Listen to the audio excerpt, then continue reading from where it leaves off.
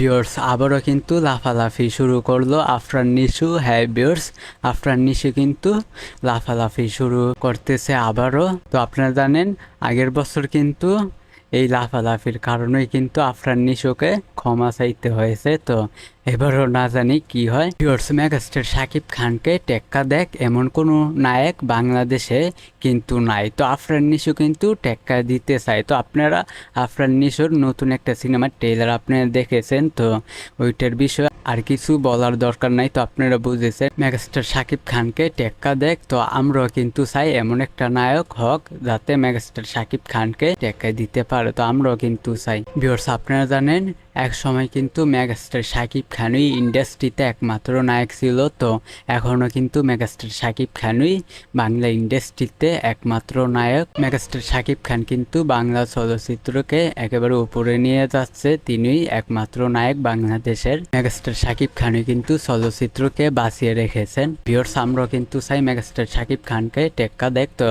এমন কোনো নায়ক বাংলাদেশে হোক যাতে শাকিব খানকে টেক্কা দিতে পারে, শাকিব খানও যাতে কম্পিটিশন ভাবতে পারে। ভিউয়ার্স, মেগাস্টার শাকিব খানকে কিন্তু টেক্কা দেওয়ার মতো নায়ক বাংলাদেশে নেই। তো আফরান নিশো কিন্তু যেটুই আগেরবার আপনি দেখেছেন সে মুখই যা কিছু বলে, তো এর কারণে কিন্তু তাকে ক্ষমা চাইতে হয়েছে। হ্যাঁ ভিউয়ার্স, মেগাস্টার শাকিব খানকে টেক্কা দেওয়ার মতো বাংলাদেশে এমন কোনো নায়ক নাই। তো ভিউয়ার্স, আপনারা জানেন বাংলাদেশের একমাত্র নায়ক মেগাস্টার শাকিব খান। তিনি বাংলা ইন্ডাস্ট্রিকে ওপরে নিয়েছেন, তিনি একই বাংলা ইন্ডাস্ট্রিকে বাঁচিয়ে রেখেছেন। তো মেগাস্টার শাকিব খানকে টেক্কা দেওয়ার মতো বাংলাদেশে কোনো নায়ক নাই। তো আফরান নিশু মুখই শুধু ঝাবলার বলতে পারে। তো আগেরবার আপনারা শুনেছেন এই মুখের জন্যই কিন্তু আফরান নিশোকে ক্ষমা চাইতে হয়েছে। তো বাংলাদেশের একমাত্র নায়ক মেগাস্টার শাকিব খান, তাকে টেক্কা দেওয়ার মতো কোনো নায়ক নাই বাংলাদেশে। তো ভিউয়ার্স, এটা আপনারা জানেন। তো আফরান নিশো কি বলো না বলো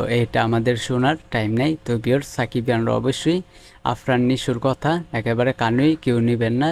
তো ভিউয়ার্স, এই বিষয়টা আমি আপনাদেরকে জানিয়ে দিলাম। তো ভিডিওটা ভালো লাগলে অবশ্যই আমাদের চ্যানেলটিকে সাবস্ক্রাইব করবেন।